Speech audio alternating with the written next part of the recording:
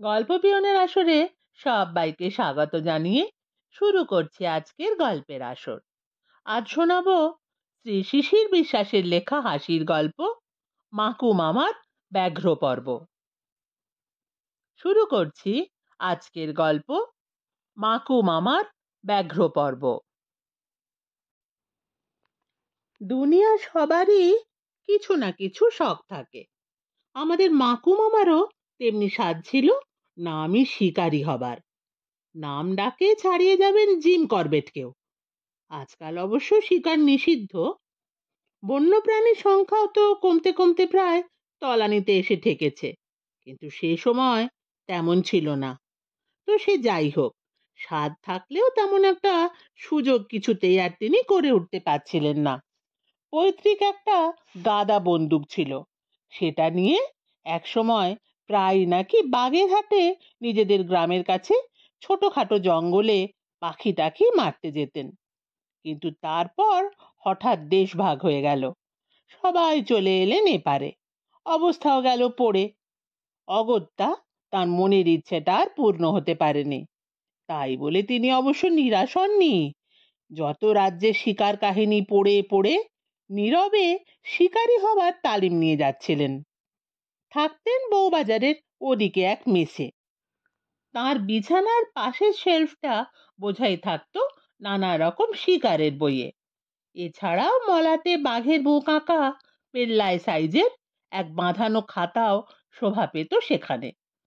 চেনা এক আর্টিস্টকে দিয়ে ছবিটা আঁকিয়ে নিয়েছিলেন তিনি। বাজারে নতুন কোনো শিকারের বই বের হলেই খুঁজে পেতে কিনে ফেলতেন। তারপর সময় করে সেই সব বই থেকে নোট নিয়ে নিজের মন্তব্য সহ টুকে রাখতেন খাতায়। এইভাবে রাজ্যের বাঘ ভালুকের হালচাল আর সেই সাথে প্রকৃত শিকারীর কর্তব্য প্রায় কণ্ঠস্থই করে ফেলেছিলেন তিনি।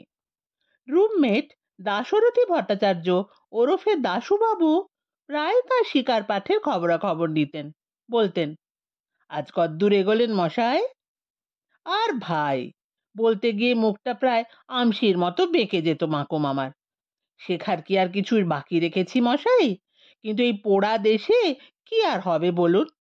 এখন হাতে 375 Holland and Holland double barrel rifle একটা পেতাম, আর সেই সাথে একটা চান্স। দাশুবাবু তাড়াতাড়ি বলতেন, আরে ঘাবড়াচ্ছেন কেন মশাই, লড়ে যান দেখি, আমি ভট্টাচার্য জিতবো। যখন কথা দিয়েছি চান্স আপনাকে একটা করে দেবই। বলেই তিনি আর দেরি না করে সরে পড়তেন সুড়ুত করে, আর নয়তো মুহূর্তে ঘুমিয়ে পড়তেন চাদর মুড়ি দিয়ে। এক ইন্স্যুরেন্স কোম্পানির দালালি করতেন দাশুবাবু। সেই সুবাদে অনেকের সঙ্গে জানাশোনা ছিল ভদ্রলোকের। তিনি ভরসা দিয়েছিলেন তেমন কোনো পার্টি পেলে একটা ব্যবস্থা করে দেবেন। মাকুমামা সেই আশাতেই দিন গুনতেন। যাই হোক, বেড়ালের ভাগ্যে শেষ পর্যন্ত শিকে ছিঁড়ল। সেদিন বিকেলে দাশুবাবু হঠাৎ ছুটতে ছুটতে এসে বললেন, আরে মশাই শুনেছেন, পাশের হোটেল দিনরাতে ডালটনগঞ্জের এক ভদ্রলোক এসে উঠেছেন। আলাপ হলো আজ। ভদ্রলোক নামি শিকারী। হ্যাঁ, বলেন কি? মুহূর্তে চোখ দুটো স্পেশাল সাইজের রসগোল্লার মতো হয়ে গেল মাকু মামার। তবে আর বলছি কি মশাই, ডালটনগঞ্জে বিরাট বনেদি বংশ ওদের। আপনার ওই 375টাই কি সব বলেন, অমন গন্ডা কয়েক রাইফেল ওদের বাড়ির বৈঠকখানায় ঝোলে সব সময়। বুঝলেন মশাই, হিন্স আমি একটু দিয়েই রেখেছি। দিন কয়েক থাকবেন, এর মধ্যে ভদ্রলোককে ধরে ঝুলে পড়ুন দেখি। বেশি বলতে হলো না আর। হোটেল দিনরাতে অনেকের সঙ্গে খাতির রয়েছে মাকু মামার। পড়ি কি মরি করে ছুটলেন সেই দিকে। ভদ্রলোকের নাম শিবশঙ্কর রায়। অতি অমায়িক এবং দরাজ মনের মানুষ। দিন কয়েকের মধ্যেই মাকু মামা তাকে পেড়ে ফেললেন একেবারে। তারপর একদিন সবিনয়ে নিবেদন করলেন তার মনের বহুদিনের বাসনাটি। সব শুনে শিবশঙ্কর বাবু বললেন, আরে ইয়ার এমন কি, রুমান্ডিতে আমাদের নিজেদেরই তো একটা বাংলো রয়েছে। কাজের চাপে অনেক দিন আর যাওয়া হয়ে ওঠেনি। চলুন না, দিন কয়েক কাটিয়ে আসি, শিকারও হবে, রেস্টও হবে একটু। এরপর আনন্দে মাকুমামার তো কদিন আর মাটিতে পাই পড়তে চায় না। শেষে একদিন দুর্গা দুর্গা বলে রওনা হয়ে পড়লেন শিবশঙ্কর বাবুর সঙ্গে। দাশুবাবু এক ফাঁকে মনে করিয়ে দিলেন, যাচ্ছেন তো, পারলে একটা হরিণের ছাল টাল নিয়ে আসবেন, বামুনের ছেলে, পেটে সন্ধ্যা আহ্নিকটা করা যাবে। শুনে মাকুমামার নাকটা কুঁচকে বললেন, কি যে বলেন মশাই, সুযোগ যখন মিলেছে নিশ্চিন্ত থাকুন, একটা বাঘের ছালি এনে দেব আপনাকে।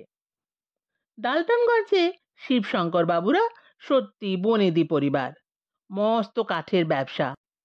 বাড়িতে গোটা কয়েক বিভিন্ন মডেলের আগ্নেয়াস্ত্র দেখে তাক লেগে গেল মাকুমামার। কিন্তু সমস্যা হয়ে গেল একটু। বাড়িতে এসেই ভদ্রলোক কিছু ব্যবসায়িক কাজে জড়িয়ে পড়লেন। দিন চারেকের আগে ছাড়া পাওয়ার উপায় নেই। সেজন্য অবশ্য অসুবিধা ছিল না কিছু। কয়েকটা দিন মাকুমামা দিব্যি কাটিয়ে দিতে পারতেন ওদের বাড়িতে। ভদ্রলোকেরও ইচ্ছে ছিল তাই, কিন্তু মাকুমামার মন তখন পড়ে রয়েছে জঙ্গলে বাঘের পিছনে। বায়না ধরলেন, অপেক্ষা করার প্রয়োজন নেই, তিনি একাই যাবেন জঙ্গলে, অসুবিধা হবে না কিছু। শিকারের কায়দা কানুন গুলে খেয়েছেন তিনি। মাকুমামার একান্ত ইচ্ছে দেখে শিবশঙ্কর বাবু আর আপত্তি করলেন না। সেই দিনই তাকে জিপে পৌঁছে দিলেন রুমান্ডির বাংলোয়। পাহাড়ের একটা টিলার উপর কাঁটা তারে ঘেরা ছোট্ট ছিমছাম বাংলো, প্রায় ছবির মতো। হাতায় দাঁড়িয়ে চারপাশের বনাঞ্চলটা ভারী চমৎকার দেখায়। পালামৌ জঙ্গলের কথা বইতে পড়েছিলেন মাকুমামা। এখন আসল জঙ্গল দেখে প্রায় তাজ্জব বনে গেলেন। আরে বাস রে, যত দূর চোখ যায় শুধু গাছ, পাহাড় আর ফুলের মেলা। কোথাও লাল রঙের পলাশ যেন আবির ছড়িয়েছে সবুজের বুকে, সেই সাথে মহুয়া ফুলের মাতাল করা গন্ধ। আর কত জাতের যে পাখি! সকাল থেকে সন্ধে পর্যন্ত বাংলোর হাতা মুখর হয়ে থাকে প্রায়। দেখাশোনার জন্য জাঁদরেল চেহারার কেয়ারটেকারও রয়েছে একজন, চক্কু সিং। অনেক দিনের পুরনো আর অভিজ্ঞ মানুষ, সুতরাং চিন্তার আর কিচ্ছু নেই। তবু গোড়ায় দু একদিন একটু ভয়ে ভয়েই কাটলো তাঁর। বাইরে বড় একটা বের হলেন না আর। কিন্তু তারপর একদিন বাংলোর হাতায় হাত মক্স করতে গিয়ে ছররা চালিয়ে একসাথে গোটা কয়েক হরিয়াল ফেলে দিতেই ফের পুরনো ফর্মে ফিরে গেলেন তিনি। পরের দিনই চমৎকার খবর এসে গেল একটা। মাইল কয়েক দূরে এক গাঁয়ের কাছে দিন কয়েক নাকি ঘন ঘন বাঘের ডাক শোনা যাচ্ছে। দু চারটে গরু ছাগলও তার পেটে গেছে। খবর শুনে মাকুমামা তো তক্ষুনি এক পায়ে খাড়া। পরদিনই বন্দুক কাঁধে চক্কু সিং এর সাথে রওনা হয়ে পড়লেন। গোড়ায় ঠিক ছিল সেই রাতেই মাচায় শিকারে বসবেন মাকুমামা, চক্কু সিংও থাকবে সঙ্গে। কিন্তু যথাস্থানে পৌঁছে লোকটার মত গেল পাল্টে। কি এক পরব উপলক্ষে সেই রাত্রিরে গ্রামে এক উৎসবের আয়োজন হয়েছে।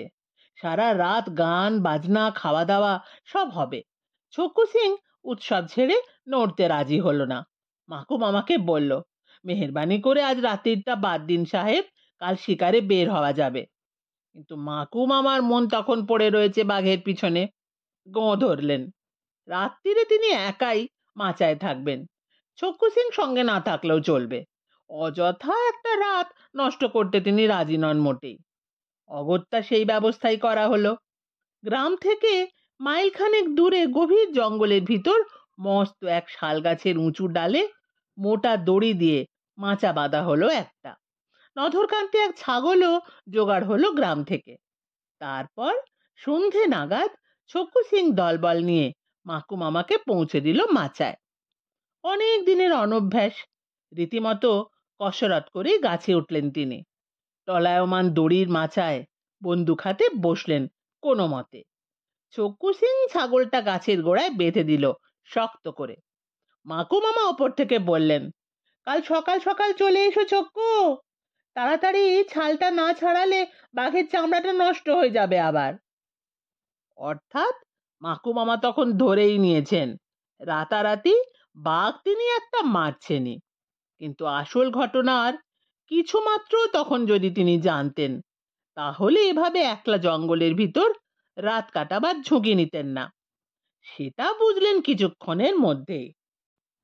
ভোরে যথাসময়ে আসার প্রতিশ্রুতি দিয়ে ছক্কু সিং তো দলবল নিয়ে চলে গেল, আর তার একটু পরেই অন্ধকার ঘনিয়ে এলো চারপাশে।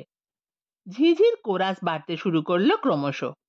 সেই সাথে নিস্তব্ধ বনভূমি কাঁপিয়ে আচমকা ভেসে আসতে লাগলো অদ্ভুত সব শব্দ।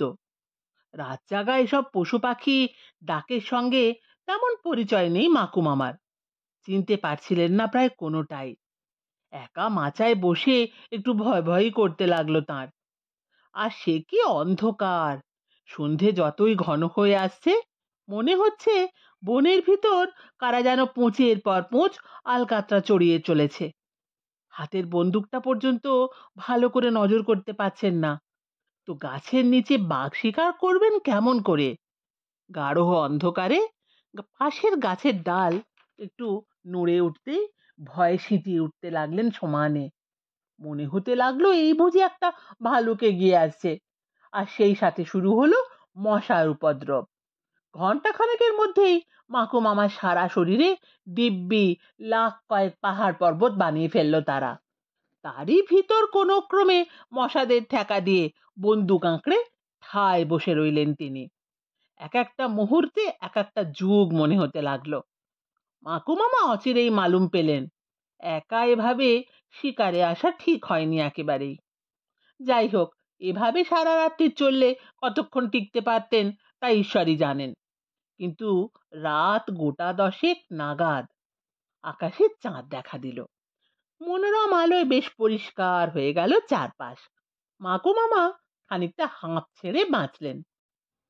অন্তত ভাল্লুকের আতঙ্ক থেকে রেহাই পাওয়া গেল কিছুটা। ওরই মধ্যে গাছের নিচে ছাগলটা তার চোখের সামনে দিব্যি ভোঁস ভোঁস করে ঘুমোলো। শুধু তিনি গাছের উপর মাচায় বসে রাতভর মশাদের ঠেকা দিতে দিতে দূর থেকে ভেসে আসা কি একটা অচেনা জন্তুর আচমকা বুকের রক্ত হিম করা হ্যাঁ হ্যাঁ শব্দে থেকে থেকে চমকে উঠতে লাগলেন। এছাড়া বাঘ তো দূরের কথা, একটা শেয়াল পর্যন্ত দেখা গেল না কোথাও। ভয়ানক সেই রাত এভাবেই ভোর হলো এক সময়। ভোরের পাখির মিষ্টি রব ভেসে আসতে লাগলো। একটু পরে মিঠে রোদ্দুর উঠতে মশার দাপটও কমে গেল বেশ। রাত্রির দুঃস্বপ্ন থেকে রেহাই পেয়ে মাকু মামা যেন ধরে প্রাণ ফিরে পেলেন আবার। রাতে বাঘের দেখা না মেলায় তখন তিনি বেজায় খুশি বলা যায়। বাপরে, মাচায় বসে শিকারে যে এত ঝক্কি তাকে জানতো।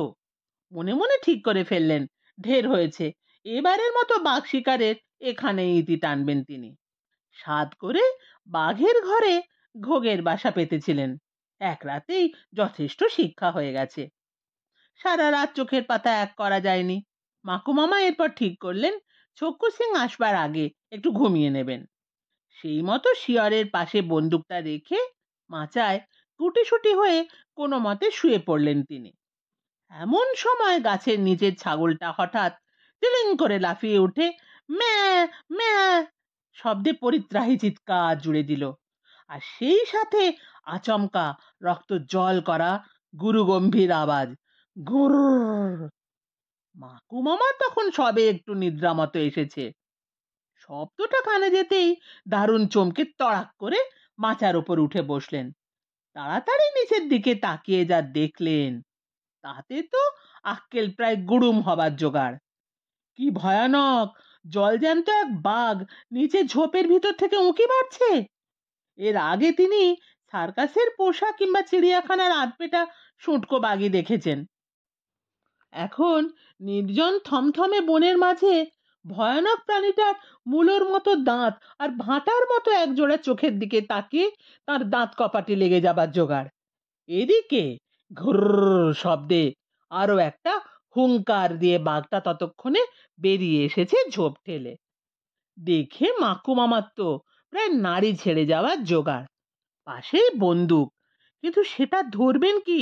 তার হাত পা তখন রীতিমতো ঠক ঠক করে কাঁপতে শুরু করেছে। ভো ভো করছে মাথা। ভিড়মি খেয়ে পড়ে না যান এই ভয়ে কাউমাউ করে দুহাতে একটা ডাল জড়িয়ে ধরলেন কোনো মতে।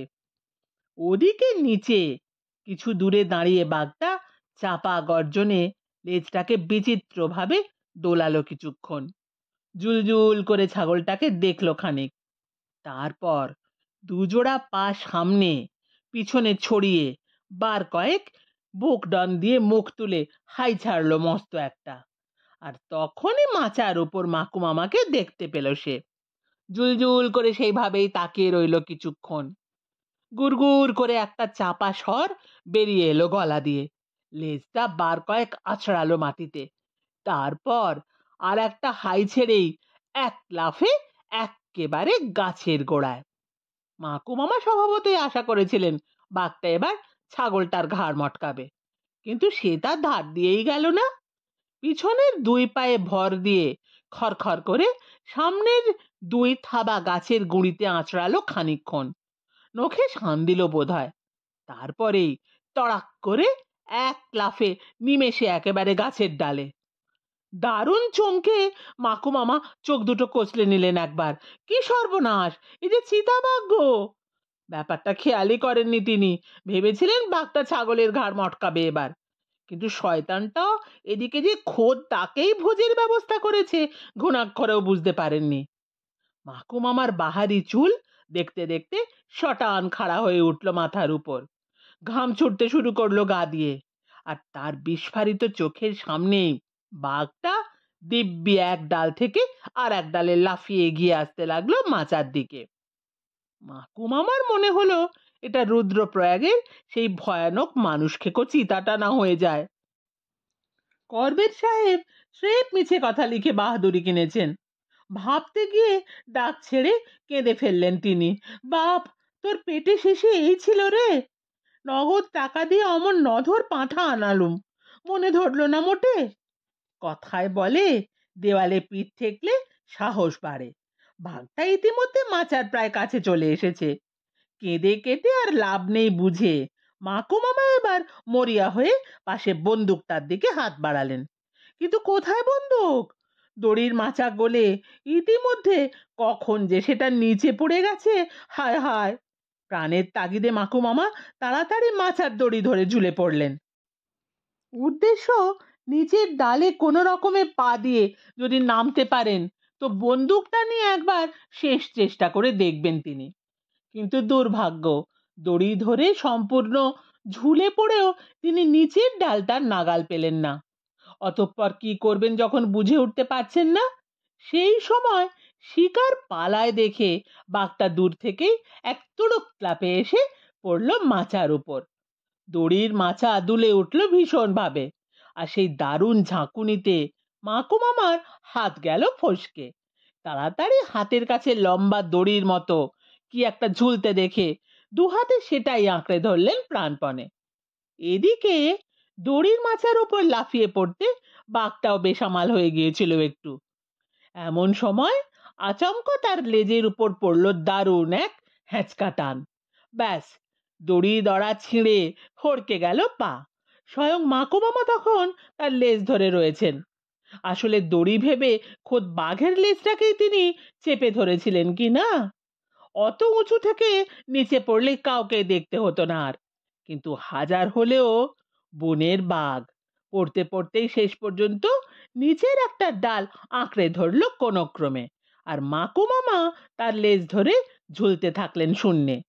লেজের টানে বাঘ বাবাজির তখন বিষম অবস্থা। দারুণ ক্রোধ আর যন্ত্রণায় ঘং ঘং শব্দে বন মাথায় তুলল সে। তারপর শুরু হলো এক ভয়ানক ব্যাপার। দেখা তো দূরের কথা, কেউ শোনেও নি কখনো। উপরে গাছের ডাল আঁকড়ে বাঘটা সমানে নিষ্ফল আক্রোশে গজরাচ্ছে, আর নিচে মাকু মামা তার লেজ ধরে ঝুলতে ঝুলতে বাবা গো, খেয়ে ফেললে বলে পরিত্রাহী চেল্লাচ্ছেন। না পারছেন ছাড়তে, না পারছেন তার বিশাল বপু নিয়ে ঝুলে থাকতে। সে এক দৃশ্য বটে। কিন্তু সব কিছুরই শেষ আছে। মাকু মামার ওই পেল্লায় শরীরের ভার সামলানো সহজ ব্যাপার নয়। খানিক ঝুলোঝুলির পর বাঘের লেজটা পটাং করে ছিঁড়ে সশব্দে নিচে পড়ে গেলেন তিনি। ব্যাস, তারপরে আর কিচ্ছুটি মনে নেই তার। আর বাঘটা দারুণ যন্ত্রণায় কেউ করে খানিক কান্নাকাটির পর ল্যাংচাতে ল্যাংচাতে ভোঁ দৌড়।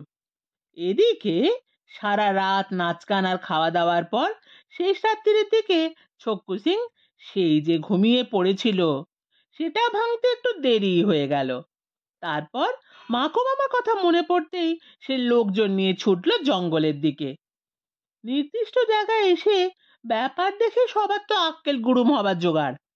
ছাগলটা দিব্যি গাছের নিচে আরামে পাতা চিবোচ্ছে, আর একটু দূরে মাকু মামা উপর হয়ে মরার মতো পড়ে রয়েছেন।